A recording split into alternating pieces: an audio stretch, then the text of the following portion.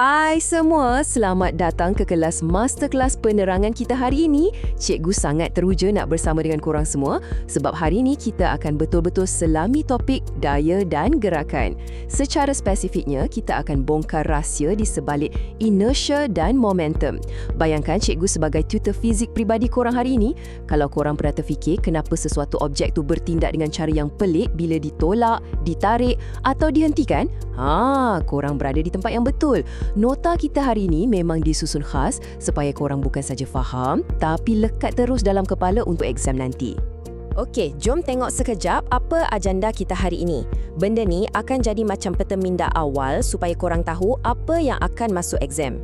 Kita ada rahsia inersia kehidupan seharian, lepas tu kita buat latih tubi soalan inersia, kemudian kuasa momentum dalam sukan, disusuli latih tubi soalan momentum dan akhirnya peta minda dan tips peperiksaan.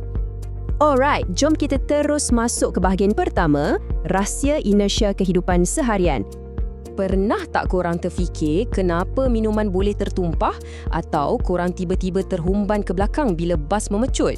Okey, dengar sini betul-betul kelas. Fenomena ni sebenarnya dijelaskan dengan cukup sempurna oleh hukum gerakan Newton pertama. Cikgu suka panggil ni hukum malas. Ya, objek secara semula jadinya memang malas. Inersia ini ialah kecenderungan sesuatu objek tu untuk kekal dalam keadaan asalnya. Kalau dia tengah rehat, dia nak terus rehat. Kalau dia tengah bergerak lurus, dia nak terus bergerak lurus. Dia tak nak berubah langsung, melainkan ada daya luar yang paksa dia. Korang pernah tengok kan silap mata klasik badut tarik alas meja dengan laju tapi buah-buahan atas tu tak bergerak langsung? Buah-buahan tu ada inersia. Dia malas dan nak terus kekal pegun atas meja tu. Konsep yang sama juga bila bas bergerak tiba-tiba. Badan penumpang yang asalnya pegun tu nak terus pegun. Jadi sebab itulah diorang terhumban ke belakang. Tapi bila bas tu memberik mengejut pula, badan penumpang yang dah memang tengah bergerak ke depan tu akan terus nak bergerak ke depan. Benda ni kita alami hari-hari tau. Contohnya, bila korang nak keluarkan sos tomato yang degil dari botol. Korang akan goncang botol tu ke bawah laju-laju, lepas tu berhenti tiba-tiba kan? Inertia sos tu yang buatkan dia terus meluru ke bawah dan keluar dari botol.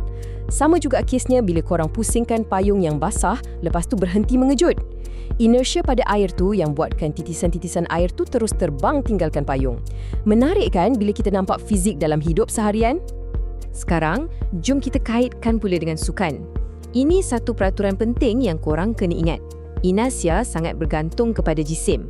Cuba fikir tentang bola sukan yang berbeza-beza. Objek yang jisim dia besar, macam bola bowling yang berat tu, inersianya jauh lebih tinggi. Maksudnya, sangat susah nak gerakkan dia kalau dia tengah pegun dan lagilah susah nak hentikan kalau dia dah mula bergolek. Berbanding dengan bola golf yang jauh lebih ringan. Ni yang cikgu rasa paling cool. Macam mana pula benda ni berfungsi dekat angkasa lepas?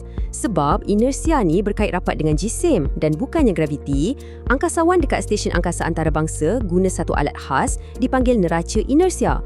Dekat sana kan sifar graviti, jadi penimbang berat biasa memang tak jalan. Diorang akan ukur tempoh ayunan badan diorang pada alat tu untuk tahu jisim badan. Kalau jisim lagi besar, ayunan akan jadi lebih perlahan sebab inersia dia lebih besar. Selesai bahagian teori, kita masuk bahagian kedua. Latih tubi soalan inersia. Okey, mod peperiksaan diaktifkan. Cikgu nak uji sikit. Ini antara soalan paling famous dalam exam. Kalau korang perasan, lori tangki minyak dekat highway. Kenapa jurutera reka tangki dia dengan ada banyak ruang atau petak berasingan kat dalam? Kenapa tak buat je satu tiub gergasi yang kosong terus? Apa kaitan reka bentuk ni dengan benda yang kita baru belajar tadi? Macam mana nak skor markah penuh? Senang je, ikut 3 langkah ni. Langkah pertama, korang kena kenal pasti yang jisim cecair yang besar tu akan hasilkan inersia yang sangat besar. Langkah kedua, terangkan yang tangki berasingan tu fungsinya untuk memecahkan jisim cecair tu kepada bahagian yang lebih kecil. Dan langkah ketiga, buat kesimpulan yang reka bentuk ni berjaya kurangkan impak inersia yang berbahaya pada dinding depan tangki bila lori brek mengejut. Kalau tak buat macam ni, inersia air tu boleh tolak lori ke depan dan bom, kemalangan yang teruk. Mantap! Kita beralih ke topik besar kita yang seterusnya, bahagian 3, kuasa momentum dalam sukan. Momentum ni sangat-sangat penting, terutamanya kalau korang layan sukan berimpak tinggi. Konsep momentum ni sebenarnya straight to the point. Mana-mana objek yang tengah bergerak, automatik ada momentum. Kuasa dia pula bergantung pada dua benda je. Berapa besar jisim objek tu dan berapa laju dia bergerak, iaitu hal laju. Dan ingat tau, dia ni quantity vector. Maksudnya arah pergerakan tu sangat main peranan. Korang bayangkan korang lepaskan sebiji guli yang sangat berat dari tempat tinggi. Bila dia turun, hal laju dia makin tinggi. Jadi momentum dia pun makin tinggi. Bila dia langgar cardboard kat bawah, cardboard tu terus terpelanting sebab momentum guli tu susah sangat nak dihentikan. Cikgu bagi analogi senang. Bayangkan seorang pemain rugby berbadan sasar tengah pecut sekuat hati ke arah korang. Jisim besar darab dengan hal laju tinggi, momentum dia memang luar biasa. Korang confirm tak nak duduk dekat laluan dia? Tapi benda ni bukan dalam sukan je tau. Cuba tengok ahli bomba. Pernah terfikir kenapa kadang-kadang sampai 2-3 orang ahli bomba kena tolong pegang satu hos air? Sebabnya, bila air berhalaju tinggi tu meluru keluar ke depan, momentum air tu sangat besar. Kesannya, dia akan hasilkan satu sentakan ke belakang yang sangat kuat dan bahaya. Konsep sentakan ni sebenarnya bawa kita kepada satu prinsip fizik yang cukup cantik. Inilah dia, prinsip keabadian momentum. Konsep dia simple je. Jumlah momentum sebelum berlakunya apa-apa pelanggaran atau letupan adalah sebiji sama dengan jumlah momentum selepas kejadian tu, dengan syarat tak ada gangguan daya luar macam geseran. Rumus dia yang panjang sikit ni. M1U1 tambah M2U2 sama dengan M1V1 tambah M2V2.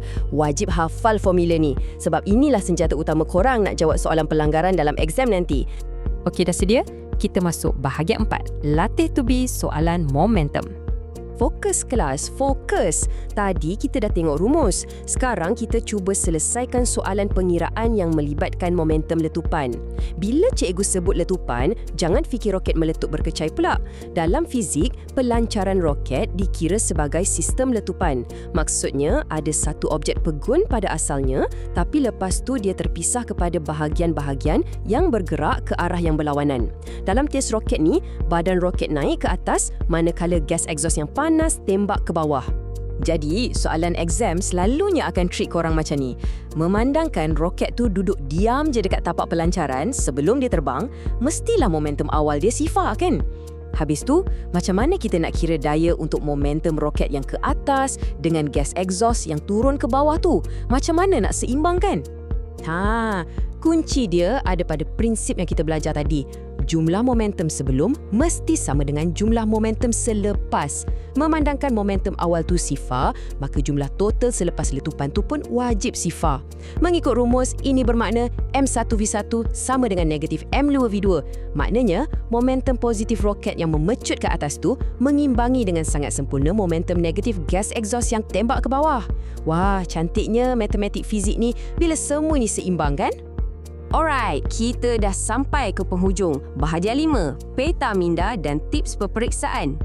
Sebelum korang melangkah masuk Dewan Exam, cikgu nak korang tangkap gambar peta minda ni masuk dalam otak sekarang juga.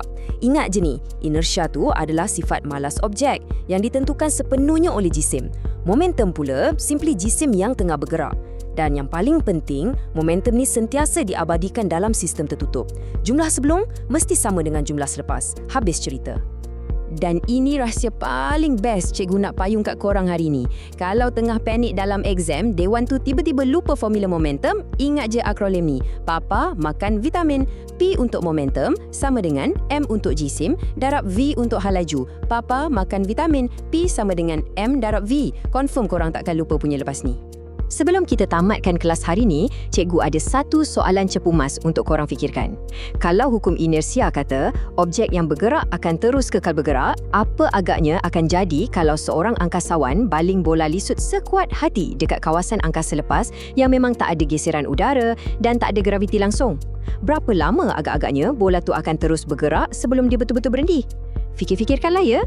Okey kelas, itu sahaja untuk penerangan hari ini. Teruskan ulang kaji dan cikgu doakan korang semua cemerlang fizik. Jumpa lagi.